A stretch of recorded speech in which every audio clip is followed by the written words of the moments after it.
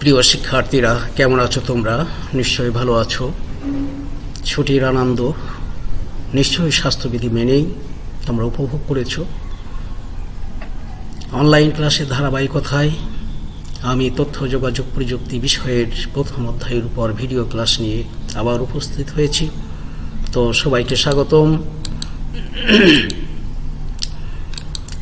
শিক্ষক পরিচিতি, আমি প্রণবেন্দু রায়, প্রভাষক তথ্য যোগাযোগ প্রযুক্তি, বাজোয়া সুরেন্দ্রনাথ মহাবিদ্যালয়, দাকোপ, খুলনা।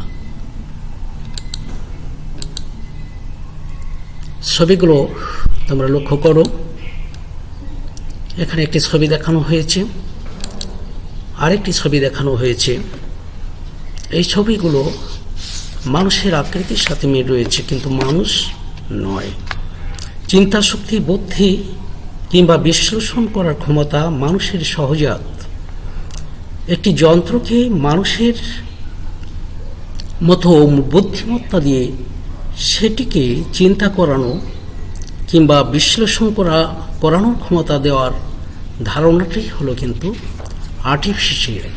অর্থাৎ মানুষের চিন্তা ভাবনা করার ক্ষমতা যদি কোনো যন্ত্রের মধ্যে দেওয়া হয়, তখন আমরা তাকে বলি আর্টিফিশিয়াল বা কৃত্রিম বুদ্ধিমত্তা। আজকে তোমাদের আলোচনার বিষয়, অর্থাৎ এই যন্ত্রের মধ্যে কিন্তু মানুষের চিন্তা ভাবনা করার ক্ষমতা বা বুদ্ধিমত্তার ক্ষমতা দেওয়া হয়। তাহলে নিশ্চয়ই তোমরা উপলব্ধি করতে পারছো আজকের আলোচনার বিষয়। আজকের আলোচনার বিষয় হলো আর্টিফিশিয়াল ইন্টেলিজেন্স বা কৃত্রিম বুদ্ধিমত্তা, তথ্য যোগাযোগ প্রযুক্তির সাম্প্রতিক প্রবণতার কৃত্রিম বুদ্ধিমত্তার বিষয় নিয়ে কিন্তু আজকে তোমাদের সামনে আমি আলোচনা করব।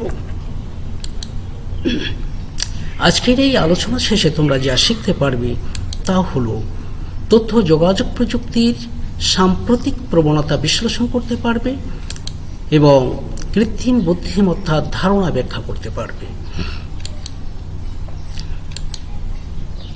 তথ্য যোগাযোগ প্রযুক্তির সাম্প্রতিক প্রবণতা। আর্টিফিশিয়াল ইন্টেলিজেন্স বা কৃত্রিম বুদ্ধিমত্তা আলোচনা করতে গেলে তার পূর্বে তথ্য যোগাযোগ প্রযুক্তির সাম্প্রতিক প্রবণতার বিষয় নিয়ে একটু আলোচনা করতে হয়। বাষ্পীয় শক্তির ব্যবহার দিয়ে প্রথম শিল্প বিপ্লবের শুরু হয়। তোমরা ইতিহাস পর্যবেক্ষণ করে জানতে পেরেছ যে প্রথম শিল্প বিপ্লব শুরু হয় বাষ্পীয় শক্তির ব্যবহারের মধ্য দিয়ে এবং দ্বিতীয় শিল্প বিপ্লবের শুরু হয় বৈদ্যুতিক শক্তির ব্যাপক ব্যবহারের মধ্য দিয়ে। বাষ্পীয় শক্তির ব্যবহার যখন শুরু হয় তখন আমরা প্রথম শিল্প বিপ্লব বলি, এবং বৈদ্যুতিক শক্তির ব্যবহার যখন শুরু হয় সেই সময়কালকে আমরা বলি দ্বিতীয় শিল্প বিপ্লব। এবং ইলেকট্রনিক্স এবং তথ্য যোগাযোগ প্রযুক্তির ব্যবহার দিয়ে নতুন এক শিল্প বিপ্লব শুরু হয়েছে। আমরা সেই নতুন শিল্প বিপ্লবের যুগে কিন্তু বসবাস করছি।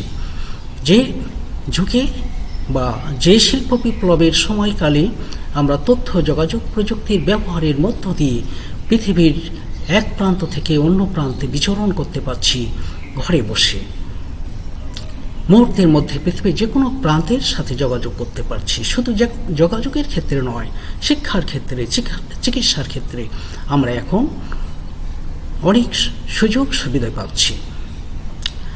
যে সমস্ত দেশ আগের শিল্প বিপ্লবে অংশ নিয়েছিল, অর্থাৎ প্রথম শিল্প বিপ্লব, দ্বিতীয় শিল্প বিপ্লব, তারা পরবর্তীকালে পৃথিবীর নেতৃত্ব দিয়েছিল। অর্থাৎ শিল্প বিপ্লবে যারা অংশ নিয়েছিল তারাই ইতিহাস পর্যবেক্ষণে আমরা লক্ষ্য করি তারাই পৃথিবীর নেতৃত্ব দিয়েছিল। একই ধারাবাহিকতায় আমরা বলতে পারি যারা এই তথ্য যোগাযোগ প্রযুক্তির শিল্প বিপ্লবে অংশ নেবে তারা ভবিষ্যতে পৃথিবীর নেতৃত্ব দেবে। তথ্য যোগাযোগ প্রযুক্তির সাপেক্ষে যে শিল্প বিপ্লবের সৃষ্টি হয়েছে তারা আগামীতে বা ভবিষ্যতে নেতৃত্ব দেবে এই পৃথিবীর, এটা আমরা ধারণা করতে পারি। যে জাতি যতটুকু আগ্রাসী হয়ে এই প্রযুক্তিকে গ্রহণ করবে সেই জাতি তত লাভবান হবে। আশার কথা হচ্ছে সীমিত সামর্থ্যের মধ্যে থেকে আমাদের দেশ ডিজিটাল বাংলাদেশ হিসেবে এই প্রযুক্তি বাস্তবায়ন করার চেষ্টা করে যাচ্ছে। তোমরা লক্ষ্য করছো বাংলাদেশকে বর্তমানে ডিজিটাল বাংলাদেশ বলা হচ্ছে, কারণ তথ্য প্রযুক্তির ছোঁয়া আমাদের বাংলাদেশে পৌঁছিয়েছে। আমরা তার সুযোগ গ্রহণ করছি। সেই সুযোগে আমরা এখন প্রত্যন্ত অঞ্চলে বাস করলেও পৃথিবীর যে কোনো প্রান্তের সাথে কিন্তু মুহূর্তের মধ্যে যোগাযোগ করতে পারছি। আমরা স্বাস্থ্য সেবা পাচ্ছি, আমরা চিকিৎসা সেবা পাচ্ছি, আমরা শিক্ষার ক্ষেত্রে সুযোগ সুবিধা পাচ্ছি, যে কারণে বাংলাদেশ ডিজিটাল বাংলাদেশ হিসাবে ইতিমধ্যে কিন্তু সুনাম অর্জন করেছে। এবার আমি আলোচনা করব কৃত্রিম বুদ্ধিমত্তা। মানুষের চিন্তাধারা যখন কোনো যন্ত্রের মধ্যে প্রয়োগ করা হয় এবং ওই যন্ত্রের মাধ্যমে মানুষের অনুরূপ কাজ সম্পাদন করা যায়, সেই যন্ত্রকে আমরা বলি কৃত্রিম বুদ্ধিমত্তা। মানুষের চিন্তাভাবনা অথবা বুদ্ধিমত্তার পদ্ধতিটাকে আমরা বলি কৃত্রিম উপায়ে প্রযুক্তি নির্ভর যন্ত্র বা কম্পিউটারের মাধ্যমে বাস্তবায়ন করাটাই হলো আর্টিফিশিয়াল ইন্টেলিজেন্স। দেখো, এখানে একটা চিত্রের মাধ্যমে কিন্তু স্পষ্ট করা হয়েছে একটি চিত্র, একটি যন্ত্র, সেই যন্ত্রের সাপেক্ষে বদলজাত করার যে কার্যাবলী যেটা মানুষ হাতে হাতে করে থাকে, সেই কাজটা কিন্তু যন্ত্রের মাধ্যমে করা হচ্ছে। তাহলে আর্টিফিশিয়াল ইন্টেলিজেন্স ওই যন্ত্রটিকে বলা হচ্ছে কৃত্রিম বুদ্ধিমত্তা। ওই যন্ত্রের মধ্যে কিন্তু মানুষের চিন্তাধারা, মানুষের কাজ করার ক্ষমতা কিন্তু ওই যন্ত্রের মধ্যে প্রয়োগ করা হয়েছে। ইন্টেলিজেন্স বা বুদ্ধিমত্তা শব্দটি হলো কতগুলো বিশেষ গুণের সমষ্টিগত রূপ। বুদ্ধিমান যে তার মধ্যে কিছু কিছু গুণের সমষ্টি থাকবে, বিশেষ গুণের সমষ্টি, তার চিন্তা করার ক্ষমতা, সেই চিন্তাকে বাস্তবায়ন করার ক্ষমতা, প্রয়োগ করার ক্ষমতা, ভালো মন্দ বিচার করার ক্ষমতা, এগুলো কিন্তু একজন ইন্টেলিজেন্স বা বুদ্ধিমত্তা শব্দটির সাথে জড়িত। যা কোনো নির্দিষ্ট বিষয় সম্পর্কে ধারণা লাভ করে সিদ্ধান্ত গ্রহণ ও সমস্যার সমাধান, কোনো বিষয় সম্পর্কে সেই বিষয়টা, সেই সমস্যাটা কী ধরনের সমস্যা, সেই সমস্যাটা নিয়ে সে সিদ্ধান্ত গ্রহণ করতে পারে এবং সমস্যাটার সমাধানের সহজ পথ সে কিন্তু বের করতে পারে।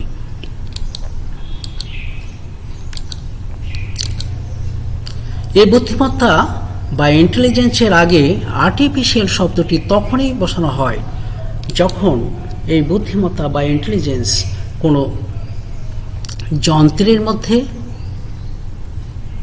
এই গুণগুলো সিমুলেট করা হয় বা সিস্টেমে মাঝে সিমুলেট করা হয়, তখন আমরা তাকে বলি আর্টিফিশিয়াল ইন্টেলিজেন্স, কোনো সিস্টেমের মাঝে বা কোনো যন্ত্রের মাঝে। এখানে দেখো একটা মস্তিষ্কের চিত্র দেখানো হয়েছে, সেই ব্রেনের মধ্যে কিন্তু সিমুলেট করা হচ্ছে কি ইন্টেলিজেন্স বা বুদ্ধিমত্তা সিমুলেট করা হচ্ছে বিশেষ পদ্ধতিতে।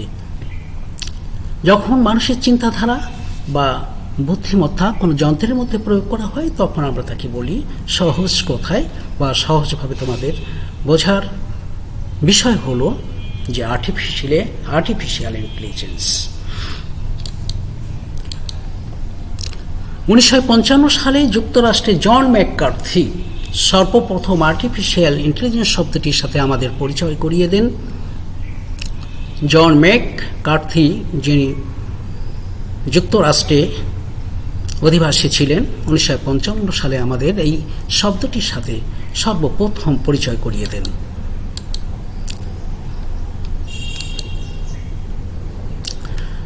চিন্তা করার ক্ষমতা প্রাণীদের আছে যা কোনো জড়বস্তুর নেই। বিজ্ঞানীদের দীর্ঘদিনের প্রচেষ্টায় যন্ত্রের মধ্যে অন্তত কিছু চিন্তা করার ক্ষমতা প্রদান সম্ভব হয়েছে।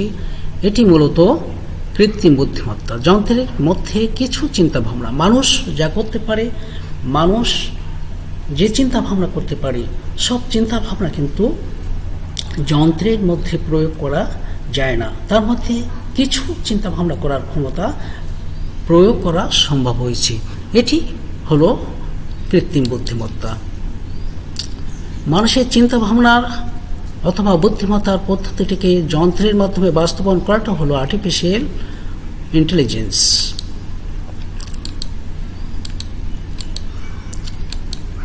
কৃত্রিম বুদ্ধিমত্তাকে কম্পিউটারের মাধ্যমে কাজে লাগানোর জন্য বিভিন্ন ধরনের প্রোগ্রামের ভাষা ব্যবহার করা হয়, যেমন C++, সি, প্রোলগ ইত্যাদি। অর্থাৎ কৃত্রিম বুদ্ধিমত্তা মানুষের চিন্তাধারা যখন কোনো যন্ত্রের মধ্যে প্রয়োগ করা হয় তখন আমরা তাকে সহজ কথা বলছি কৃত্রিম বুদ্ধিমত্তা বা আর্টিফিশিয়াল ইন্টেলিজেন্স।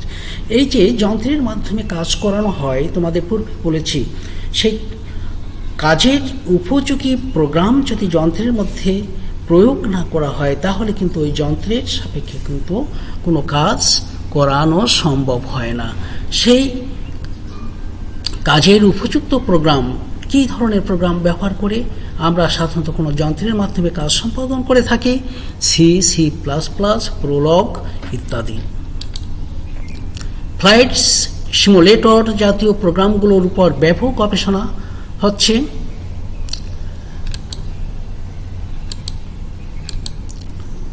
এর ফলে পিসি পাইলট থেকে শুরু করে প্রফেশনাল পাইলট পর্যন্ত সবার জন্য প্লেন চালানোর ব্যাপারটা অনেক সহজ হয়ে যাবে। পার্সোনাল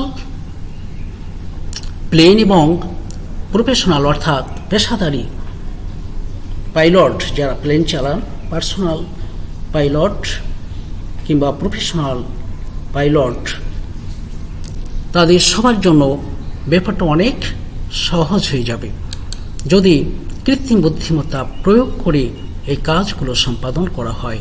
এসব প্রোগ্রাম ব্যবহার করে একদিন পাইলট ছাড়াই প্লেন চলবে, এই লক্ষ্যকে সামনে রেখে আজ কাজ করে যাচ্ছে প্রোগ্রামারগণ, যারা প্রোগ্রাম তৈরি করে থাকেন। অর্থাৎ যন্ত্রের সাপেক্ষে কী ধরনের কাজ সম্পাদন করতে হবে সেই কাজের উপযুক্ত প্রোগ্রাম ওই যন্ত্রের মধ্যে প্রয়োগ করে থাকেন কারা? প্রোগ্রামাররা চেষ্টা চালিয়ে যাচ্ছেন, গবেষণা করে যাচ্ছেন কিভাবে পিসি পাইলট এবং প্রফেশনাল পাইলট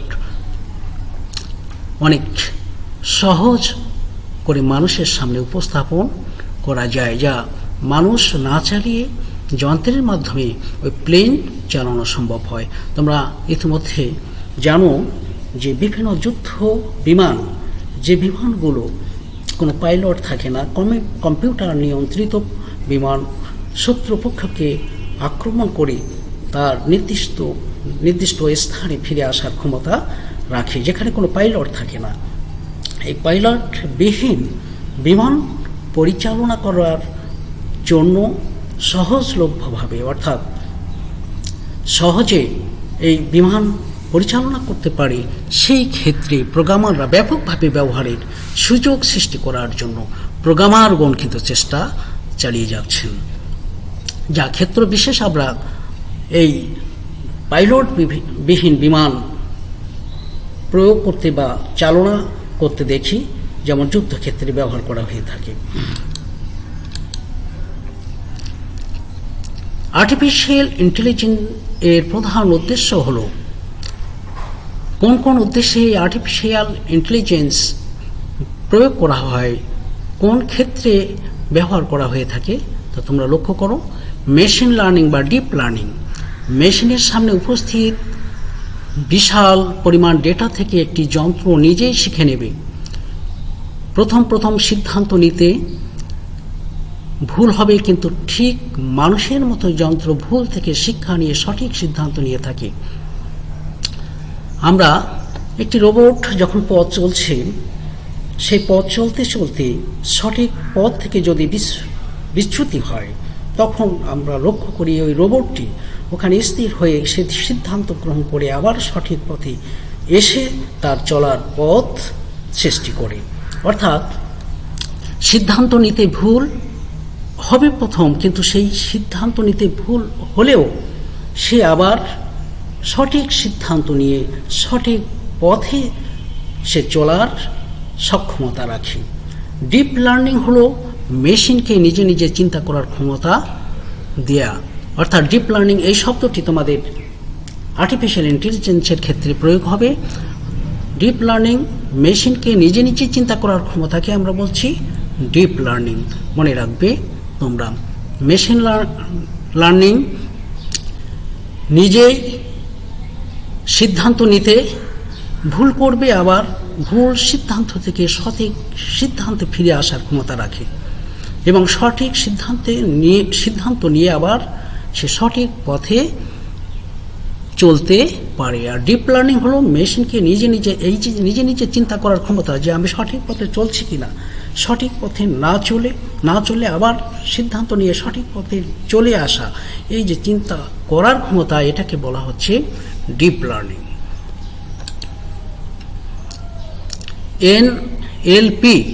এনএলপি অনুবাদ বা তথ্য সমন্বয়।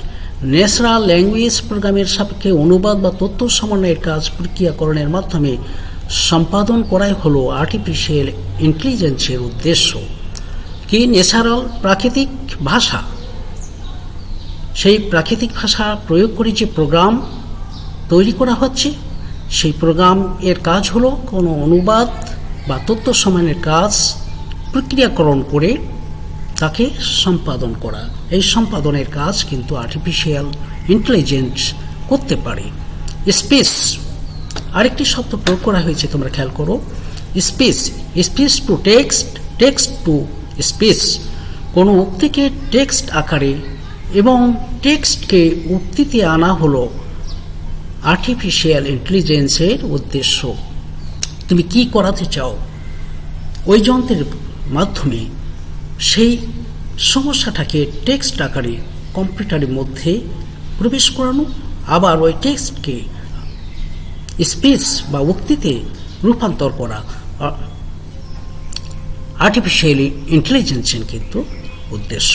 এই ধরনের কাজ সম্পাদন যদি না করতে পারি, তাহলে আমরা ওই রোবটের সাপেক্ষে কি কোনো কাজ সম্পাদন করতে পারবো না।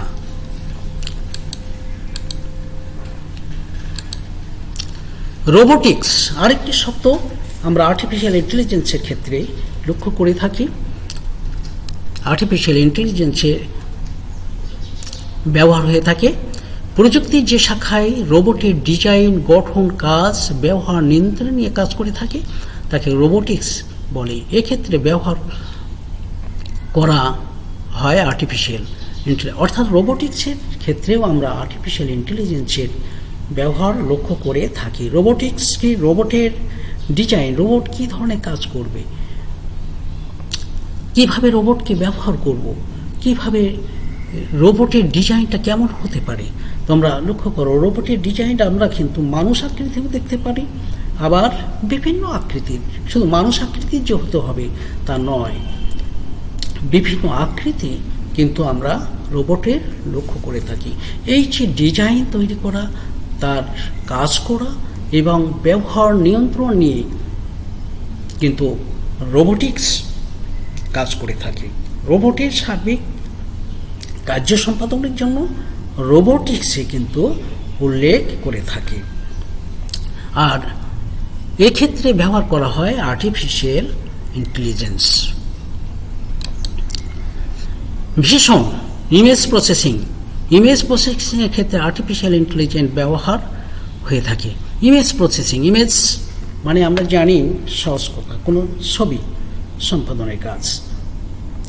এই জাতীয় কাজ প্রক্রিয়াকরণের ক্ষেত্রে ইমেজ বা ভীষণ আকারে কোনো কাজ উপস্থাপন করবার জন্য কম্পিউটারের মধ্যে যে প্রক্রিয়াকরণের কাজ সম্পাদিত হয়, প্রক্রিয়াকরণ মানে কি? কম্পিউটারের মধ্যে যে কাজগুলো সম্পাদন হয়, সেই কাজগুলো সম্পাদন করার পরে আমরা ইনপুট আকারে যে কাজগুলো দেই, সেই কাজগুলো যখন প্রক্রিয়াকরণ করে যাবতীয় অভ্যন্তরীণ যাবতীয় কাজ সম্পাদন, প্রয়োজনীয় যে কাজগুলো সম্পাদন করা হয়, সে কাজগুলোকে বলা হয় কিন্তু প্রসেসিং। এই কাজগুলো প্রসেসিং করার পর ফলাফল আকারে পাওয়া যায়। এই কাজগুলো ক্ষেত্রেও কিন্তু কৃত্রিম বুদ্ধিমত্তার ব্যবহার করা হয়ে থাকে, আর্টিফিশিয়াল ইন্টেলিজেন্স ব্যবহৃত হয়।